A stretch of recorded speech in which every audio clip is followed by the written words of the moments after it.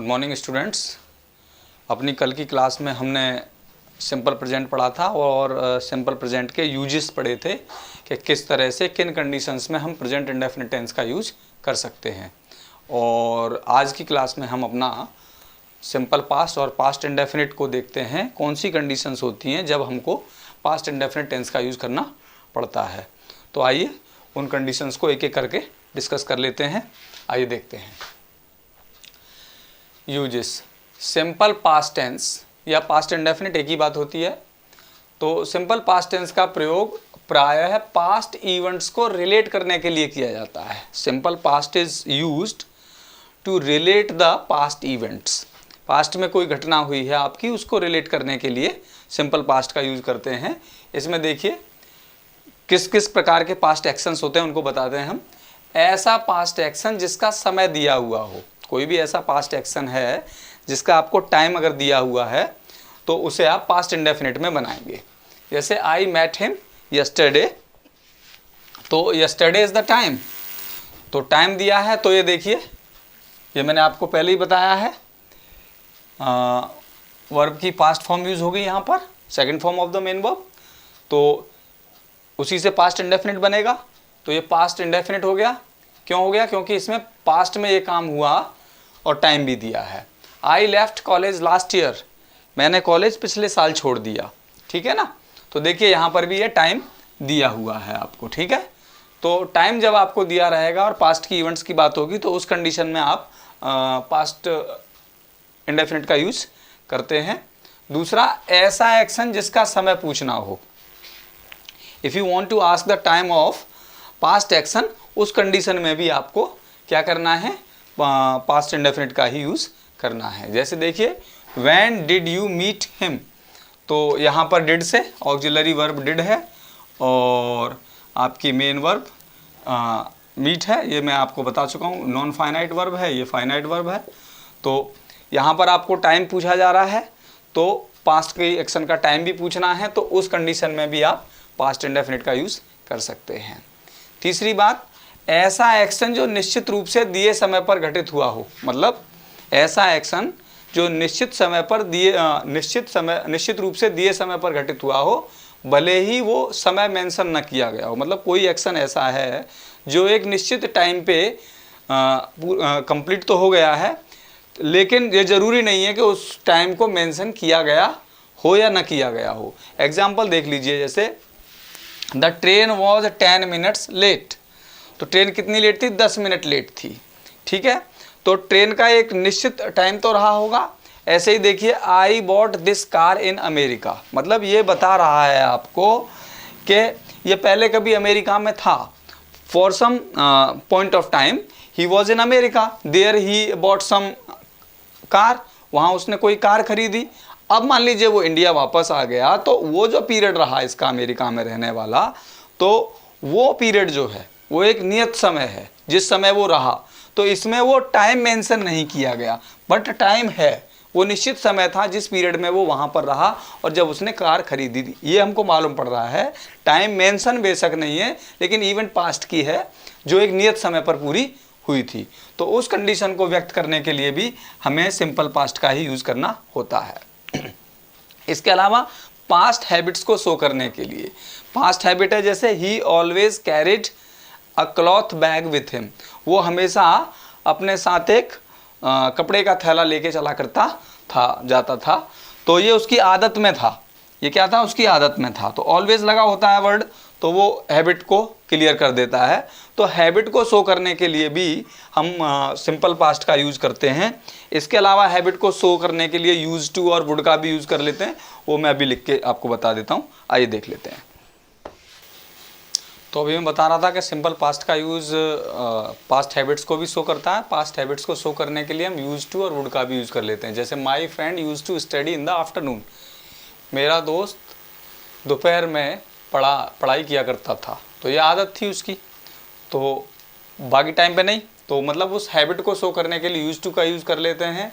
He would wait for his friend on the road, वो अपने मित्र का सड़क पर इंतज़ार किया करता था। तो मतलब ये एक तरह से हैबिट को शो करता है, किसी की पास्ट की हैबिट अगर शो कर रहे हैं हम, तो पास्ट हैबिट को शो करने के लिए भी हम सिंपल पास्ट का यूज़ कर लेते हैं। उनमें या तो आप एडवर्ब यूज़ कर लेते हैं, ऑलवेज, नेवर, सेल्डम वगैरह। इसके अलावा यूज टू या वुड का प्रयोग करके भी आप पास्ट हैबिट्स को एक्सप्रेस कर सकते हैं। अगली बात है, सिंपल पास्ट टेंस का प्रयोग ऐसे एक्शंस को व्यक्त करने के लिए भी किया जाता है जिसका टाइम तो न दिया गया हो, किंतु, अब वो कंडीशन क्या क्या है, किंतु वह ऐसे समय पर घटित हुआ हो जो अब समाप्त हो चुका है। मतलब कोई ऐसी बात, सिंपल पास्ट का टाइम तो नहीं दिया है, सिंपल पास्ट में मतलब टाइम तो नहीं मिलेगा आपको एक्शन का, लेकिन ऐसी बात करेगा वो जिसमें कि उस टाइम का जिक्र होगा जो टाइम अब समाप्त हो चुका है। देखिए यहाँ एग्जाम्पल देख लीजिए आप इसका, जैसे he worked in that bank for 4 years, उसने उस बैंक में 4 साल तक काम किया, 4 साल तक काम किया, मतलब अब समझिए आप, तो अब ये पता नहीं कौन से 4 साल, but he does not work there now. लेकिन यहाँ पर यह बात स्पष्ट हो रही है कि वो उस बैंक में अब काम नहीं करता, तो यानी ऐसे समय पर काम हुआ जहाँ पर कि अब वो काम नहीं हो रहा है, ठीक है ना। दूसरा, she lived in Rome for a long time, वो लंबे समय तक रोम में रही, तो she lived in Rome for a long time but is not living now. ये सेंटेंस ही ये चीज़ बता रहा है, ये पास्ट का सेंटेंस है और यही इस बात को क्लियर कर रहा है कि वो अब रोम में नहीं रह रही, ठीक है ना, क्लियर है।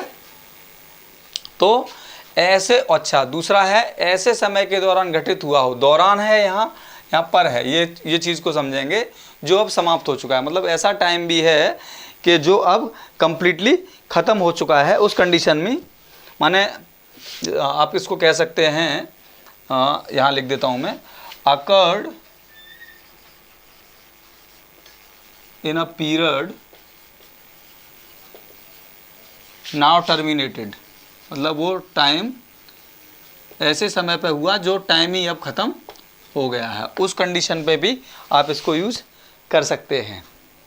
जैसे my grandfather once saw Queen Victoria, मेरे दादाजी ने एक बार रानी विक्टोरिया को देखा था, तो ये उस समय के दौरान ये चीज़ घटित हुई, वो टाइम ही अब मतलब वो समय ही ख़त्म हो गया, ना दादाजी रहे ना क्वीन विक्टोरिया रही। Did you ever here Lata Mangeshkar सिंग, क्या तुमने कभी लता मंगेशकर को गाते हुए सुना। तो ये वो कंडीशंस हैं, उस पीरियड की बात हो रही है इनमें, जिन पीरियड में मतलब जो पीरियड अब टर्मिनेट हो गए हैं।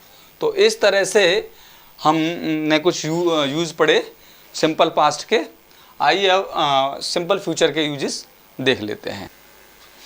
आइए अब सिंपल फ्यूचर के लिए भी कुछ रूल्स देख लेते हैं कि सिंपल फ्यूचर का हम कहाँ कहाँ यूज करते हैं और किस किस तरह से हम सिंपल फ्यूचर को बता सकते हैं। सिंपल फ्यूचर टेंस का प्रयोग,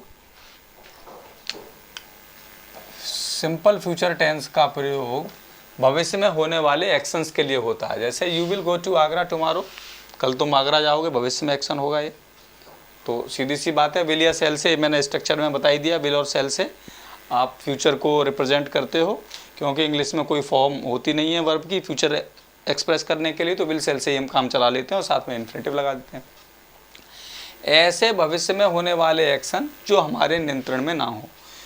भविष्य में कुछ काम ऐसे होंगे जो कि जिन्हें हम कंट्रोल ही नहीं कर सकते, those works which are beyond our control also expressed in simple future tense, उन्हें भी हम सिंपल फ्यूचर में ही व्यक्त करते हैं। जैसे माई सन विल बी 20 इन अगस्त, मेरा बेटा अगस्त में 20 साल का हो जाएगा, मैं इसे कंट्रोल नहीं कर सकता। या फिर कोई भी ऐसी एक्शन जो कि आपके कंट्रोल से परे हो, जिसको आप कंट्रोल नहीं कर सकते, ठीक है ना। The train will be at the platform eight 9 AM, वो आनी ही है, तो उसे आप कंट्रोल नहीं कर सकते, उसका टाइम नियत है।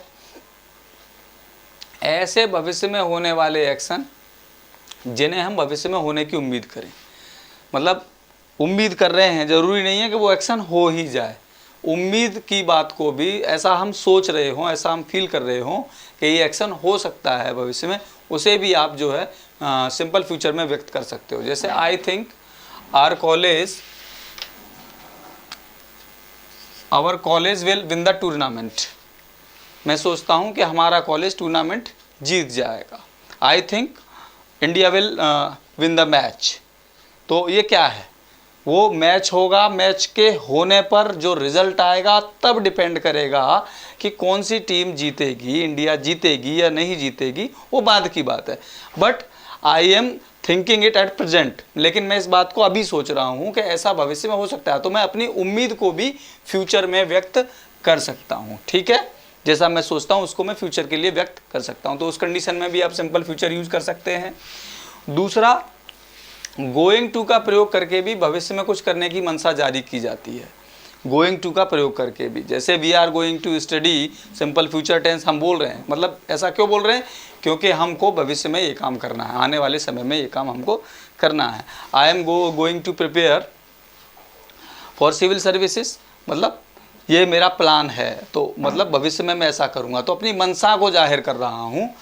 तो आई एम गोइंग टू के द्वारा भी आप भविष्य की इवेंट को बता सकते हैं, सिंपल फ्यूचर को बता सकते हैं।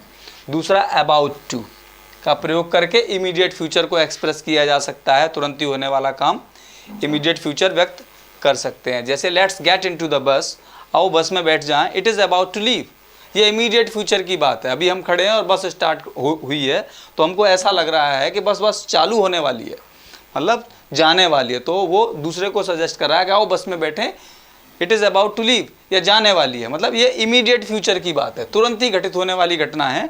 तो उस इमीडिएट फ्यूचर को व्यक्त करने के लिए आप अबाउट टू का यूज़ कर सकते हैं, और इस कंडीशन में गोइंग टू का भी यूज़ कर सकते हैं आप अगर चाहें तो। It is going to leave, ये भी अगर आप यहाँ लिख दोगे तो भी गलत नहीं है।